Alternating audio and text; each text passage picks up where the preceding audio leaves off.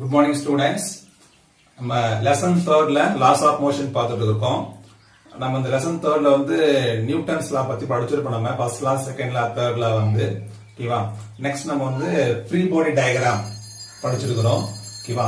Free body diagram is a simple tool to analyze the motion of the object using Newton's law. இப்போ நம்ம இந்த class நம்ம என்ன பார்க்க போறோம் அப்படின்னா ஒரு எக்ஸாம்பிள் சம் ஒன்னு பார்க்க போறோம். அந்த எக்ஸாம்பிள் சம் என்னன்னா the velocity of a particle moving in a plane is given by the following diagram. இந்த டயகிராம்ல ஒரு பார்ட்டிகல் உடைய velocity நமக்கு கொடுத்திருக்காங்க. சரிங்களா? Find out the direction of force acting on the particle. Find out the direction of force acting on the particle ன்னு கேக்குறாங்க. சரிங்களா? இந்த டயகிராம் பாருங்க. ஓகேங்களா? இது வந்து என்னன்னா இது வந்து ஒரு பார்ட்டிகளுடைய velocity. பார்ட்டிகளுடைய velocity நமக்கு கொடுத்துக்கறாங்க. ஓகேங்களா?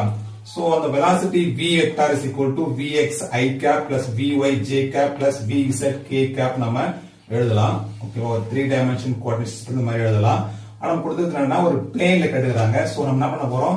x y இது x இது y இந்த ரெண்டு பிளேன் மட்டும் தான் அதோட velocity நமக்கு கொடுத்துக்கறாங்க. சரிங்களா? இதுல பாத்தீங்கன்னா t equal to 0 செகண்ட்ல இது பாருங்க x டைரக்ஷன்ல அதனுடைய velocity. அதே போல t equal to 1 ல அதனுடைய velocity அதனுடைய டைரக்ஷன், t2 ல அதனுடைய velocity. சரிங்களா? இங்க vx னா என்ன அப்படினா x டைரக்ஷன்ல அதனுடைய velocity ஓட component vx. vy is the velocity of the particle in the y component. vy என்னன்னா y componentல அதனுடைய velocity. vz ன்றது z டைரக்ஷன்ல அந்த பார்ட்டிகளுடைய velocity. ஓகேங்களா? சோ இங்க பாருங்க xy பிளேன் தான் கொடுத்துறாங்க. சோ நமக்கு vz ல அவருடைய velocity வந்து 0வா இருக்குது. சரிங்களா? சரி. இப்போ இங்க பாக்கும்போது x ல பார்த்தோம்னா அவருடைய magnitude பாருங்க. the magnitude of the velocity எப்படி இருக்குன்னா எல்லாமே சேமா இருக்கு. Same velocity. ஓகேவா? அதனுடைய velocity வந்து கான்ஸ்டன்ட்டா இருக்குது in x direction. ஓகேவா? அப்போ x directionல அவருடைய velocity கான்ஸ்டன்ட்டா இருக்குன்னா there is no acceleration. ஓகேங்களா? acceleration கிடையாது. சரிங்களா? அப்போ there is no acceleration அப்படினா according to Newton's second law நம்ம என்ன போடுவோம்? F is equal to m into a ன்னு போடுவோம். சரிங்களா? இப்ப acceleration இல்ல அப்படினா there is no force. ஓகேவா? So x directionல no force. force எதுமே அதுக்கு இருக்காது. ஓகேவா? ஆனா இதே y டைரக்ஷன்ல பாருங்க. இப்ப t equal to 0 செகண்ட்ல அதனுடைய velocity இருக்கு. t equal to 1 செகண்ட்ல அதனுடைய velocity, t equal to 2 செகண்ட்ல அதனுடைய velocity, t equal to 3 செகண்ட்ல அதனுடைய velocity. அப்ப டைம் வந்து இன்கிரீஸ் ஆகும்போது என்ன ஆகும்னா அதனுடைய velocity சேஞ்ச் ஆகுது. ஓகேவா? t equal to 0 ல பாருங்க, 1 ல பாருங்க, 2 ல பாருங்க, 3 ல பாருங்க. அப்போ டைம் இன்கிரீஸ் ஆகும்போது velocity also increases. ஓகேவா? velocity சேஞ்ச் ஆகுது. அப்ப சேஞ்சிங் velocity சேஞ்ச் ஆகும்போது அப்படின்னா அது வந்து ஆக்ஸலரேஷன் இருக்குதுன்னு அர்த்தம். சரிங்களா? y டைரக்ஷன்ல அந்த பார்ட்டிகளுக்கு என்ன இருக்கு? ஆக்ஸலரேஷன் இருக்குது. சரிங்களா? சோ இந்த y டைரக்ஷன்ல the particle experience a force. ஓகேங்களா? அப்போ y டைரக்ஷன்ல மட்டும்தான் அது என்ன இருக்குன்னா அது வந்து ஃபோர்ஸ் இருக்கும். x டைரக்ஷன்ல ஃபோர்ஸ் வந்து 0வா இருக்கும். சரிங்களா? அப்ப இதான் இந்த எக்ஸாம்பிள்ஸ் நம்முடைய எக்ஸ்பிளனேஷன். ஓகேவா? ஏன்னா நியூட்டன் செகண்ட் லா நம்ம என்ன சொல்லுனா F is equal to m into a. ஓகேவா? புரியுதுங்களா? another one example sum 3.10 ல பாருங்க. அவங்க என்ன டேட்டா கொடுத்துக்கறாங்க அப்படி கேட்டனா ஒரு பார்ட்டிகளுடைய மாஸ் கொடுத்துக்கறாங்க. சரியா? the particle of mass is 2 kg. it experience the force. 2 force அங்க experience ஆகுது. அதுல first one பாருங்க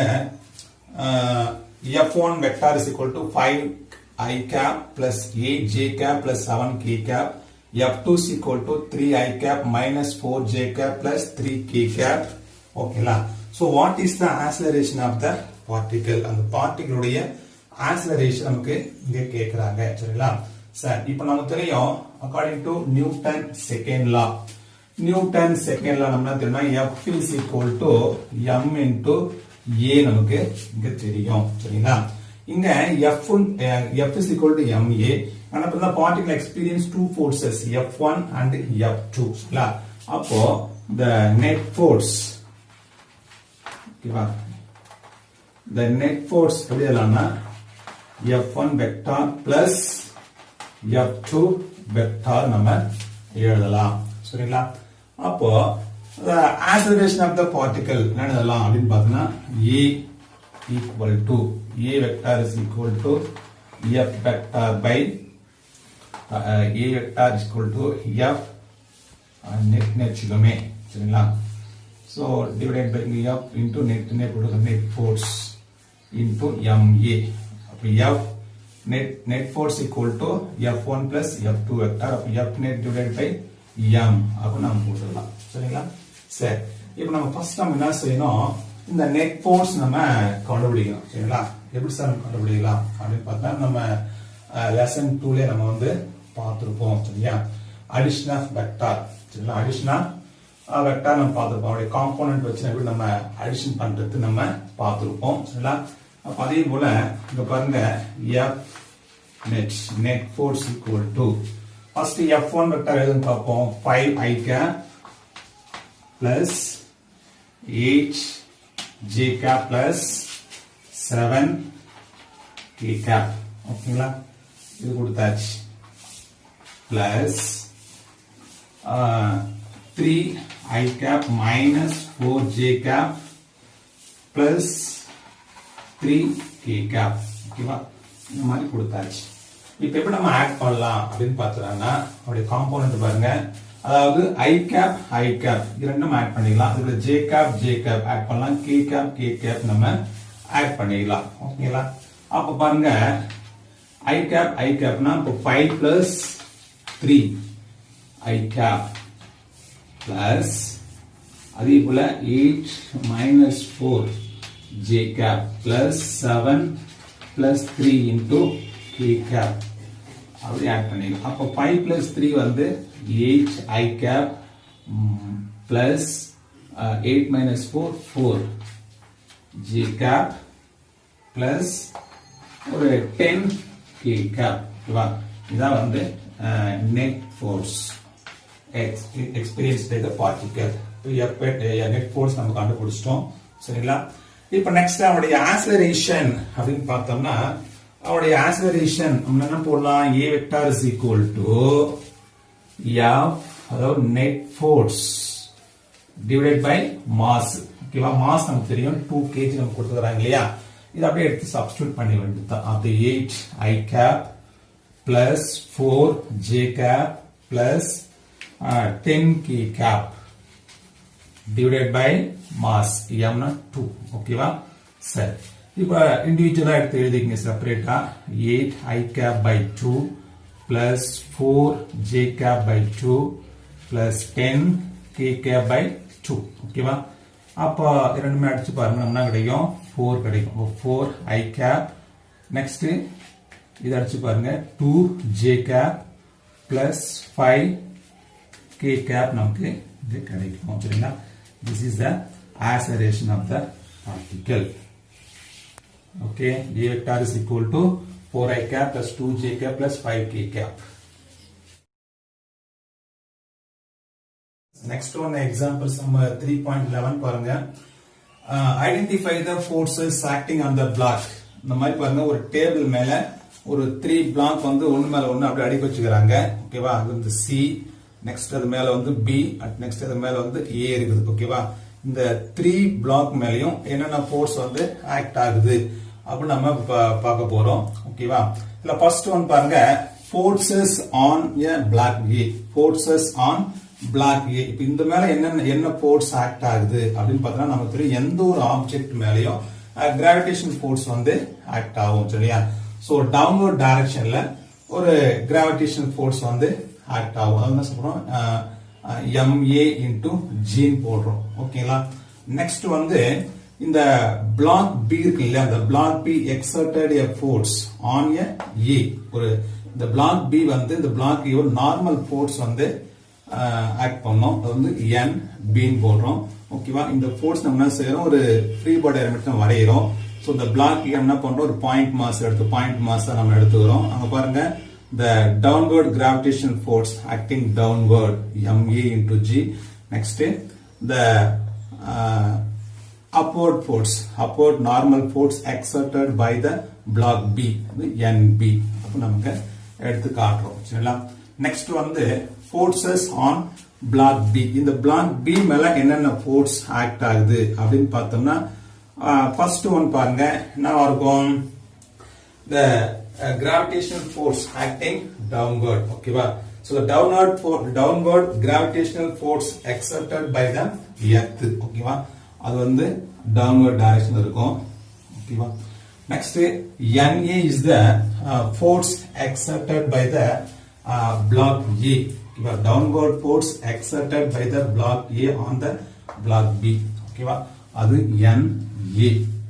இத பாருங்க, இந்த b இந்த block மேல பிளாக் ஏ இருக்கிறதுனால என்ன பண்ணுது, இந்த ஏ வந்து பிக்கு மேல ஒரு டவுன்வர்ட் ஃபோர்ஸ் வந்து கொடுக்குது. ஓகேவா? அது n எடுத்து எழுதிக்கிறோம். நெக்ஸ்ட் வந்து nc is the upward normal force exerted by the block c. இந்த c என்ன பண்ணுதுன்னா, இந்த b என்ற பிளாக்கு ஒரு நார்மல் ஃபோர்ஸ் அப்போர்ட் டைரக்ஷன்ல இது கொடுக்கும். ஓகேங்களா?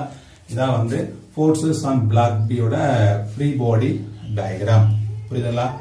சரி, இப்போ நெக்ஸ்ட் வந்து ஃபோர்ஸஸ் ஆன் பிளாக் சி பாருங்க.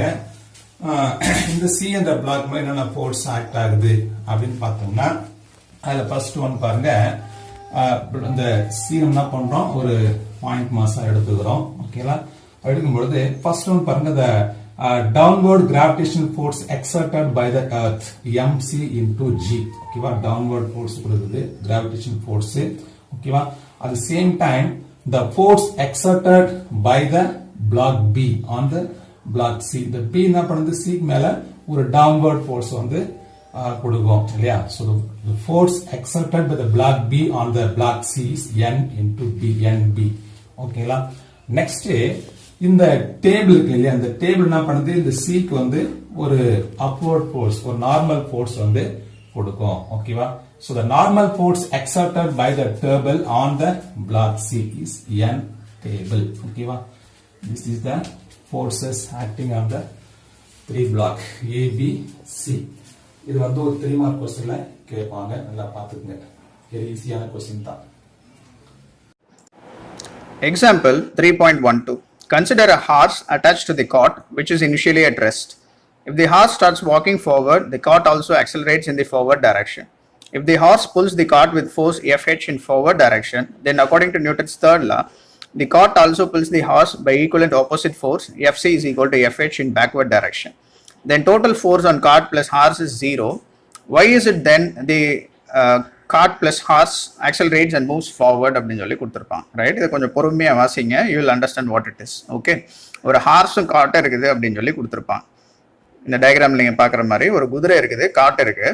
இப்போ இந்த குதிரை இது மேல ஒரு ஃபோர்ஸ் கொடுக்குது, காட் மேல ஒரு ஃபோர்ஸ் கொடுக்குது, காட் வந்து குதிரை மேல ஒரு ஃபோர்ஸை கொடுக்குது. அப்போ இது ஆக்ஷன் ரியாக்ஷன் ஃபோர்ஸஸ் நம்ம கன்சிடர் பண்ணிக்கிட்டோம்னா, ரெண்டு ஃபோர்ஸும் தே கேன்சல் ஈச் அதர் அப்படின்னு சொல்லி நம்ம பார்த்துறோம். I mean they are equal and opposite. Right, அப்போ ரெண்டு ஃபோர்ஸும் ஈக்குவல் அண்ட் ஆப்போசிட்னா அப்புறம் எப்படி இந்த சிஸ்டம் வந்து ஃபார்வர்ட் டைரக்ஷன்ல நகருது அப்படிங்கிறத எக்ஸ்பிளைன் பண்ண சொல்லியிருப்பான். Right, okay. அப்போ ரெண்டு ஃபோர்ஸஸ் இருக்கு, ஒன்று F H force exerted by the horse, இன்னொன்று F C force exerted by the cart. ரெண்டு ஃபோர்ஸும் ஈக்குவல் அப்படின்னா அப்புறம் எப்படி அந்த சிஸ்டம் வந்து ஃபார்வர்ட் டைரக்ஷனில் மூவ் ஆகுது அப்படிங்கிறத கொஸ்டினாக கேட்டிருக்கிறாங்க, அது ரீசன் பண்ண சொல்லியிருப்பான். Right, okay. இப்போ அது என்ன அப்படிங்கிறத நம்ம பார்க்க போகிறோம். சொல்யூஷன் பார்ட்டில் பாருங்கள். ஃபர்ஸ்ட் ஆரம்பிக்கிறது இப்படி தான் சொல்கிறோம். This paradox arises due to the wrong application of Newton's second and third laws. இது ஒரு பேரடாக்ஸ், இது ஒரு கான்ட்ராடிக்டரி ஸ்டேட்மெண்ட், இதுக்கு பிறகு ப்ரூஃப் கிடையாது. இதை எக்ஸாக்டாக அனலைஸ் பண்ணோம்னா இது தப்பு, நம்ம கன்சிடரேஷனே தப்பு அப்படிங்கிறது தான் இங்கே பார்க்க போகிறோம். ரைட், இப்போ நம்ம நியூட்டன்ஸ் லாஸ் அப்ளை பண்ணுறதுக்கு முன்னாடி எது சிஸ்டம் அப்படிங்கிறதுல ரொம்ப கிளியராக இருக்கணும். என்ன மாதிரி ஃபோர்ஸஸ்லாம் ஆக்ட் ஆகுது, எப்பவுமே ஒரு சிஸ்டம் நகருது அப்படின்னா அல்லது ஆக்சலரேட் ஆகுது அப்படின்னா ஒரு எக்ஸ்டர்னல் அன்பேலன்ஸ்டு ஃபோர்ஸ் நமக்கு வேணும். அதுதான் இங்கே கொடுத்துருப்பான். we should not consider the force exerted by the system. அந்த சிஸ்டம் கொடுக்குற ஃபோர்ஸ் எப்பவுமே நம்ம எடுத்துக்க கூடாது. if there is an unbalanced force acting on the system, then it should have acceleration in the direction of the resultant force னு கொடுத்துருப்பான். Right. இப்போ இந்த சிஸ்டம்ல காட் அண்ட் ஹார்ஸ் சிஸ்டம் எடுத்துக்கிட்டீங்க அப்படின்னா இந்த சிஸ்டம்ல எது வந்துட்டு நம்ம சிஸ்டமா எடுத்துக்கிறோமோ அதை பொறுத்து தான் நம்ம நியூட்டன்ஸ் லாஸ் அப்ளை பண்ணணும். அஸ் அ ஹோல் நம்ம அப்படி பார்த்தோம்னா ஃபோர்ஸஸ் எல்லாமே கேன்சல் ஆகிடும், இப்போ ஆப்ஜெக்ட் நகரவே நகராது அப்படிங்கிற அசம்ஷனுக்கு வருவோம். But that is wrong way of applying Newton's laws அப்படிங்கிறத நம்ம இப்போ பார்க்க போகிறோம். ரைட். இப்போ இங்கே பாருங்க, இந்த டயக்ராமில் இது காட், இது ஹார்ஸ், இது மேலே என்னெல்லாம் ஃபோர்ஸஸ் ஆக்ட் ஆகுது அப்படிங்கிறத ஒரு ரஃப் ஃப்ரீ பாடி டயக்ராம் மூலமாக கொடுத்துருப்பான். இப்போ நாம ஃபர்ஸ்ட் யாரை சிஸ்டமாக எடுத்துக்கலாம் அப்படின்னா, if we consider the horse as the system, முதல்ல ஹார்ஸை மட்டும் ஒரு சிஸ்டமாக எடுத்துக்கிறோம். ரைட். இப்போ இது மட்டும் தான் நமக்கு இருக்கு. மீது இது மேலே என்னெல்லாம் ஃபோர்ஸ் ஆக்ட் ஆகுது அப்படிங்கிறத நம்ம பார்க்க போகிறோம். ரைட். ஃபர்ஸ்ட் இப்போ ஹார்ஸை மட்டும் எடுத்துக்கிட்டேன், குதிரையை மட்டும் எடுத்துக்கிட்டிங்கன்னா அது மேலே என்னெல்லாம் ஃபோர்ஸ் ஆக்ட் ஆகும்? டவுன்வர்ட் டைரக்ஷனில் அதனுடைய வெயிட் ஆக்ட் ஆகும். Right. So downward gravitational force MHG அப்படிங்கிறத பார்க்குறோம். ரெண்டாவது force exerted by the rod. இந்த ஹார்ஸ் வந்து தன்னுடைய கால்கள் மூலமாக ரோடு மேலே ஒரு ஃபோர்ஸை கொடுக்கும். அப்போ ரோடு வந்து அது மேலே ஒரு ஆப்போசிட் ஃபோர்ஸை கொடுக்கும், ரியாக்ஷன் ஃபோர்ஸை கொடுக்கும். அதை FR அப்படின்னு சொல்லி வச்சுக்கிறோம். ரைட். இது போக இந்த குதிரை வந்து காட் கூட அட்டாச் ஆயிருக்குல்ல, அப்போ இந்த காட் வந்து குதிரை மேலே ஒரு ரிவர்ஸ் டைரக்ஷனில் ஒரு ஃபோர்ஸை கொடுக்கும். ரைட். அதுதான் backward force exerted by the காட்னு சொல்லியிருப்பான். ரைட். ஸோ இந்த ஹார்ஸை மட்டும் நம்ம சிஸ்டமாக எடுத்துக்கிட்டோம்னா there are 3 forces acting on the system. ஒன்று வந்துட்டு டவுன்வர்ட் கிராவிடேஷனல் ஃபோர்ஸ், அது வெயிட் ஆஃப் தி ஹார்ஸ். இன்னொன்று force exerted by the road. இன்னொன்று backward force exerted by the cart அப்படிங்கிறத நம்ம பார்க்குறோம். ரைட். இப்போ இது எல்லாத்தையும் ஒரு ஃப்ரீ பாடி டயக்ராமில் போடுறோம். இது ஹார்ஸ்ன்னு எடுத்துக்கிட்டிங்கன்னா அதனுடைய வெயிட் டவுன்வர்ட் டைரக்ஷன் ஆக்ட் ஆகுதா, கிராவிடேஷனல் ஃபோர்ஸ். ரைட். அண்ட் இது வந்து கார்ட் கொடுக்கக்கூடிய ஃபோர்ஸ் FC, ரிவர்ஸ் டைரக்ஷனில். இந்த ரோடு கொடுக்கக்கூடிய ஃபோர்ஸை FRன்னு எடுத்துக்கிறோம். இந்த FRங்கிறது தான் ஃபோர்ஸ் டியூ டு ரோடு. அது வந்து ஒரு பர்டிகுலர் ஆங்கிளில் தான் எனக்கு ஆக்ட் ஆகும், எக்ஸாக்டாக பர்பண்டிகுலராக ஆக்ட் ஆகும். ஏன்னா ரோடு மேடு பள்ளமாக இருக்கும். ஆமாம் தானே? ரைட். ஸோ வெயிட் டவுன்வர்ட் டைரக்ஷனில் இருக்குது, காட் கொடுக்குற ஃபோர்ஸ் ரிவர்ஸ் டைரக்ஷனில் இருக்குது, ரோடு கொடுக்குற ஃபோர்ஸ் ஒரு பர்டிகுலர் ஆங்கிள் இருக்குது. ரைட். இந்த 2 ஃபோர்ஸும் பிரச்சனை இல்லை. இந்த ஃபோர்ஸ் எடுத்துக்கிட்டிங்கன்னா ஒரு குறிப்பிட்ட ஆங்கிள் இருக்கிறதுனால I can resolve it into 2 components. ஒன்று வந்துட்டு FR parallelன்னு சொல்லிட்டு, இன்னொன்று FR perpendicular. So the force exerted by the ரோடை 2 காம்பனண்ட்டை நான் ரிசால்வ் பண்ணிக்கிறேன், perpendicular and parallel components. Right. அப்போ FR தான் நம்ம இப்படி பிரிச்சு எழுதுறோம், இதுவாகவும் பிரிச்சு எழுதுறோம். ரைட். மறுபடியும் சொல்கிறேன், கொஞ்சம் தெளிவாக கவனிச்சுக்கோங்க. ஹார்ஸை பொறுத்த வரையும் அதில் எக்ஸர்ட் ஆகிற அதன் மீது எக்ஸர்ட் ஆகிற ஃபோர்ஸ் என்னெல்லாம் அப்படின்னு பார்த்தீங்கன்னா, ஒன்று வெயிட், இன்னொன்று காட் கொடுக்கக்கூடிய ஃபோர்ஸ், இன்னொன்று ரோடு கொடுக்கக்கூடிய ஃபோர்ஸ். இந்த ரோடு கொடுக்கக்கூடிய ஃபோர்ஸை 2ஆக ஸ்பிளிட் பண்ணிக்கிறேன். ஒன்று பேரலல் காம்பனண்ட், இன்னொன்று பர்பண்டிகுலர் காம்பனண்ட். ரைட். இப்போ இதில் ஆப்வியஸாக உங்களுக்கு தெரியும், இதுவும் ஈக்குவல். இந்த பர்பண்டிகுலர் காம்பனண்ட் ஹார்ஸுடைய வெயிட் பேலன்ஸ் பண்ணிடும். ரைட். அப்போ மீதி இருக்கிறது யாருன்னு பார்த்தீங்கன்னா இந்த பேரலல் காம்பனண்ட்டும் FC மட்டும்தான். ரைட். இப்போ FC இந்த டைரக்ஷனில் இருக்குது, நெகட்டிவ் X ஆக்சிஸ் டைரக்ஷனில் இருக்குது. FR பேரலல் வந்துட்டு பாசிட்டிவ் X டைரக்ஷனில் இருக்குது. இந்த 2 ஃபோர்ஸில் எது அதிகமாக இருக்கோ அந்த டைரக்ஷனில் தான் இந்த சிஸ்டம் நகர போகுது. உதாரணத்துக்கு ரோடு கொடுக்கக்கூடிய ஃபோர்ஸ் அதிகமாக இருந்துச்சுன்னா ஹார்ஸ் இந்த டைரக்ஷனில் நகரும். ரோடு கொடுக்க வேண்டிய ஃபோர்ஸ் கம்மியாக இருந்துச்சு அப்படின்னா, இல்லை FC காட்டு கொடுக்குற ஃபோர்ஸ் அதிகமாக இருந்துச்சுன்னா அந்த காட்டு வந்து நகராது அப்படிங்கிறத பார்க்குறோம். ரைட். ஸோ இங்கே இதை தான் சொல்லியிருப்பான், force exerted by the rod வந்து FRன்னு வச்சுக்கிறாங்க, இது எப்படிலாம் பிரிக்கிறோம் அப்படிங்கிறத சொல்லியிருப்பாங்க. ரைட். ஓகே. அப்போ இந்த இடத்துல ஓவராலாக நம்ம என்ன கன்க்ளூஷனுக்கு வர்றோம் அப்படின்னா, ஹார்ஸ் கொடுக்குற ஃபோர்ஸ், காட் மேலே கொடுக்குற ஃபோர்ஸோ இல்லை காட் இது மேலே கொடுக்குற ஃபோர்ஸோ இங்கே பிரச்சனை இல்லை. யார் கொடுக்குற இந்த எக்ஸ்டர்னல் ஃபோர்ஸ் யார் கொடுக்குறா அப்படின்னு பார்த்தீங்கன்னா ரோடு. அப்போ ரோடுக்கு கிட்ட இருக்கிற அந்த எக்ஸ்டர்னல் ஃபோர்ஸ் மூலமாக தான் இந்த சிஸ்டம் நகரதே தவிர ஹார்ஸ் கொடுக்குற ஃபோர்ஸ்னால கிடையாது அப்படிங்கிறத இங்கே பார்க்குறோம். ஹார்ஸ் காட் மேலே கொடுக்குறதோ, காட் வந்து ஹார்ஸ் மேலே கொடுக்குற ஃபோர்ஸ் கிடையாது. ஹார்ஸ் வந்து ரோடு மேலேயும், ரோடு ஹார்ஸ் மேலே கொடுக்குற ஃபோர்ஸ் தான் இந்த மூவ்மெண்ட்டுக்கு காரணம். அதுதான் எக்ஸ்டர்னல் அன்பேலன்ஸ் ஃபோர்ஸுங்கிறத இந்த பேராகிராஃபில் டிஸ்கிரைப் பண்ணியிருப்பான். Right. The force exerted by the road can be resolved into 2 components சொல்லியிருப்பாங்க. Perpendicular component balances the downward gravitational force. இங்கே அதான் சொல்லியிருப்பான். இந்த perpendicular component வந்துட்டு வெயிட்டை பேலன்ஸ் பண்ணிடுது, கிராவிடேஷனல் ஃபோர்ஸை பேலன்ஸ் பண்ணிடுது. The parallel component along the forward direction இருக்கு, it is greater than backward force. அது கிரேட்டராக இருந்துச்சு அப்படின்னா இந்த சிஸ்டம் நகரும் அப்படிங்கிறத பார்க்கணும். ரைட். இப்போ ஃபர்ஸ்ட் நம்ம ஹார்ஸ் சிஸ்டமாக எடுத்துக்கிட்டோம். If we take cart as the system, இப்போ நான் சிஸ்டமாக யார் எடுத்துக்கிறேன் அப்படின்னா காட்டை எடுத்துக்கிட்டேன் அப்படின்னா அங்கே 3 ஃபோர்ஸ் எனக்கு இருக்குது.